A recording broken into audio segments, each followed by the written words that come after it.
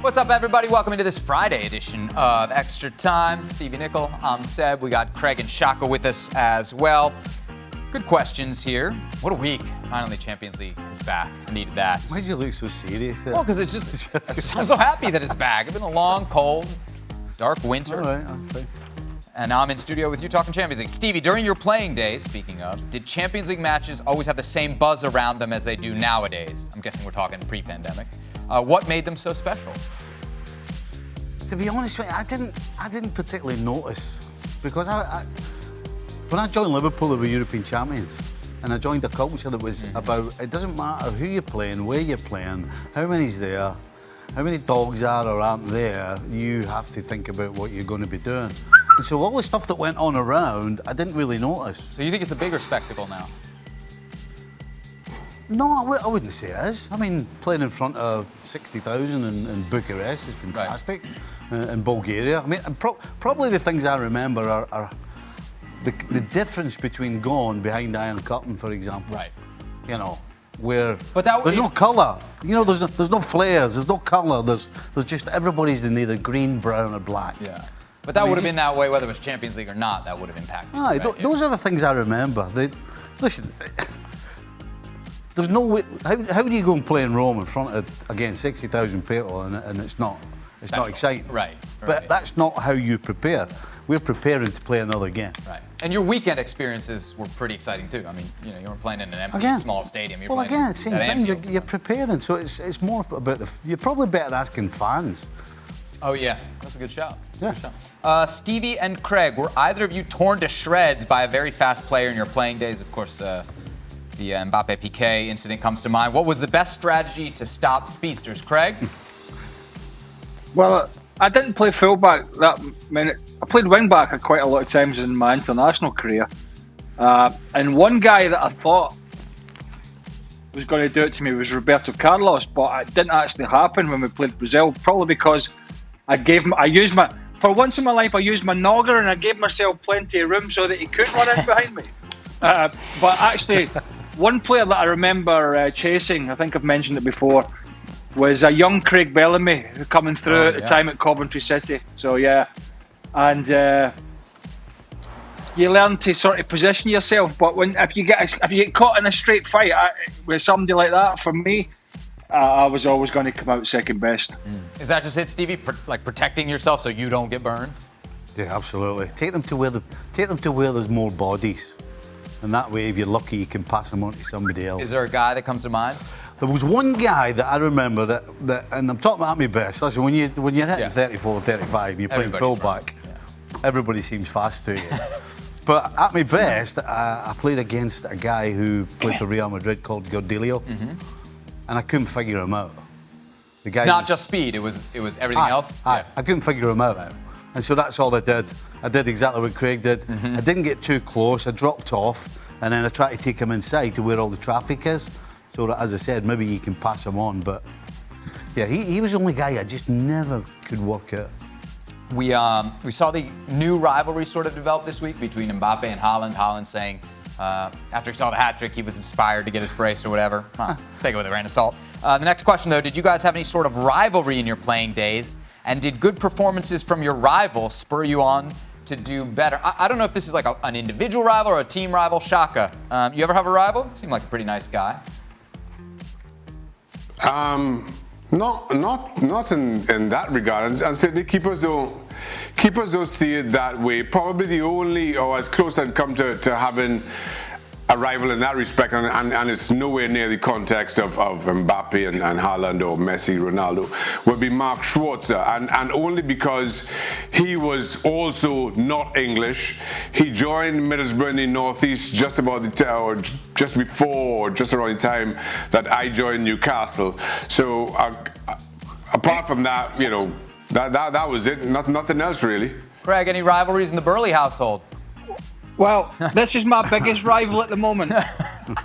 This is the newest rival, Bentley, and he's my biggest rival. I'll tell you why. Because he's still pooping in the house. Great. That's why. Need some training. See, that's the problem. Big dogs, big poops. Is that how it goes? Oh, he's on the What are you, a doctor now? No, I've got a big dog and all. Anybody that comes to mind for you? Rivalries. Like somebody who you measured yourself against or something like that? No. No. No, not at all. Nobody could compare to Steve Nicol. No, he told you before. When you start thinking along those lines about either a player or a team you're playing against, then it's going to affect you. Yeah. And generally, if you're taking your eye off the ball to get ahead of somebody or kick somebody or do something against them just because it's a rival, then it's going to affect you. So, no. I always wonder, I think maybe this is where the question's going, if it's like somebody that beat you out for a job and then you kept tabs on them for the rest of your career and measured yourself against it. But I kind of think that's an internal from your own mind, Sebi. you think I'm projecting here? You went for a job and somebody else got it. Yeah. What? Yeah. It's like me and Dan Thomas.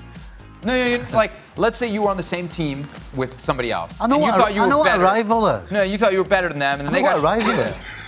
Okay, whatever. This is not going well for me. Hold on, I've got a dictionary here. Let me look at all. No. Rival. Sebi. So if somebody's on your team and Yes, you're Craig. not. Sebi, as you know, life is not a meritocracy. Yes, as I know, right. No, I mean, I mean in general. Right. Jobs and everything. It's not a meritocracy. It's just down to an opinion of somebody else. The people. People. Stevie, how does it make sense for a club legend in Jamie Carragher to refer to Liverpool as a stepping stone for youngsters like Mbappe ahead of a move to Real Madrid or Barcelona? And how can youngsters view both clubs as their destination given their condition? Carragher didn't exactly say that, but because we looked up the quote, but he kind of went down that road. He did. I find it strange he does it now, though. If he had done it, 3 years ago, and just around when Coutinho was leaving, because before that was Suarez, and then you couldn't argue with it. Right. But why would you not want to play for the European champions and the Premier League champions? Do you think we'll see Liverpool go back to those eras, or do you think that we're done with that? Or you think eventually we'll get to a place where they are selling? I don't think we'll see that sort of dominance from them again. I'm not talking. I'm talking about where they're selling their biggest players to. I don't want to say bigger clubs, but other big clubs, like they did before, and now you're saying they're not doing. You think they'll go back to that, or do you think at this point Liverpool is in that stratosphere? I think Liverpool right now are in as good hands financially as they've ever been. And so I don't see how they're not going to go back to winning. And if somebody is going to go, I think it's going to be all about just their preference to want to leave the club, as opposed to Liverpool actually looking to sell players to make money. I don't see Liverpool as a team that are bringing players in to sell them to make money. They're bringing players in to win titles. Craig, favorite memory from working at Euro 2012? Euro 2012. Oh. Can you remember that far back? That's a while. That's 9 years. Probably the train journey from Warsaw to Gdansk. Probably. I think I did. I'd have to look, but I can never remember results in some of these tournaments. Spain won it. But I think, I know Spain. I know who won it. But I think I did. I might be wrong, but I think Spain played Italy. Yep, in the final. Was it in the final? Wasn't it? Right. Yeah. I don't know. Me. I can't remember what I did yesterday. So I know I did one of the Spain games in the group stages, and it was unbelievable. But what about the train? I don't know. What was on that train that was so special? Not a lot. Trains in Poland are not. I tell you what, it was a great place. My favourite memory of the Euros was Gdansk, actually. Gdansk did not have that on the travel list, but Why? Gdansk is a really nice place. Yeah, honestly. But I don't remember much about the tournament, to be honest. Saw the news that the NASA, way off the rails here, NASA rover Perseverance landed on Mars successfully. Do you guys want to visit Mars and/or space? Is there anyone on ESPN FC crew you would like to send to Mars permanently? I'm guessing that's one place Shaka hasn't partied at yet. Shaka, as our resident NASA expert, were you all over this Mars landing? I don't understand your previous comment though, Sebi, about that's one place. I don't know why that you're was in the buying into question, this Shaka. wild speculation and rumours, Sebi. He I thought you may were have above thought that. he'd made it to there a couple of occasions, but No. Shaka, that was in the question. That was not Sebi ad-libbing. Somebody's really thought about that, hasn't they? Yeah. I think he got beamed down from the moon today with that prediction on the Liverpool game. That was. The moon man. I started to giggle when Stevie said he can't remember what he did yesterday. I'm like, I've got you beat there.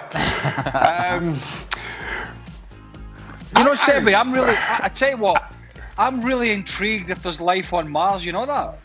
You are, really? I would have pegged you as probably the least interested in it. I'm not. Yeah, just can't be pulling your leg bothered. now. I can't believe you even bought that. You Can't dope. be bothered. He couldn't upset anybody if we went to Mars then, could he? You're right. You're right. How would So we there's get your all answer. Yeah. There's your second answer. Yeah, who would Craig grow Yeah. his beard out for? Because he couldn't upset anybody. All right, you one person Can't from play the golf FC. on Mars, can you? Yeah, you could lie you know- about your handicap. Hold on a minute. Will you listen to what I just said there?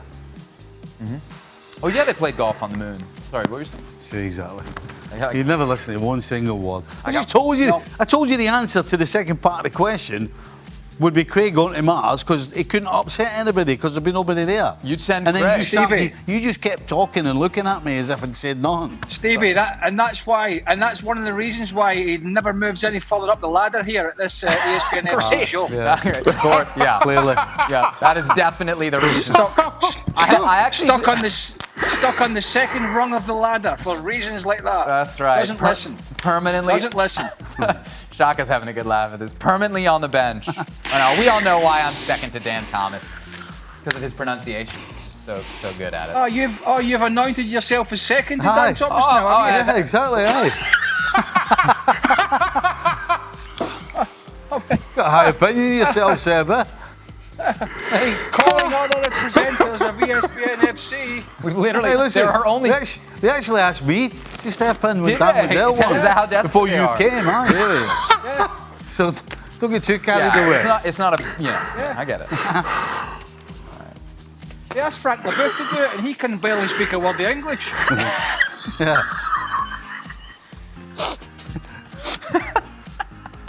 Oh, man.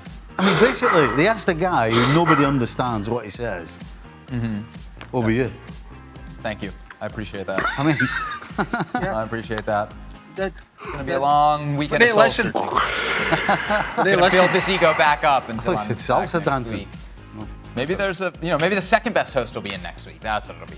The true second best host of FC is will it? be back. Well, it's not me. No, So well- whoever it is. no, we know that. I just wondered who it was. Yeah. Well, it's got to be. I mean, Kay is the only other person who's hosted the show Well, in it's the last obviously year, right? the second best wasn't available. Neither was the third, and neither was the fourth. So I'm not even in the Champions League spots of ESPN No, FC you're right. hosts. You're playing for the Europa League Wow. of FC presenters at this moment in time. All right. Well, You before need to up your game, son. I tell you what, actually, the drummer for the Muppets has just been let go. Maybe he's ahead of you. Thank you. All right. Well, before I get relegated, let's end extra time. We'll leave it What do there. you mean before? You're right. It's quite clearly already happened. ESPN FC will be back with its preferred host throughout the week. Well, thank you very much for watching ESPN on YouTube. For more sports highlights and analysis, be sure to download the ESPN app. And for live streaming, premium content, and let's not forget as well, ESPN FC 7 days a week. Subscribe to ESPN Plus.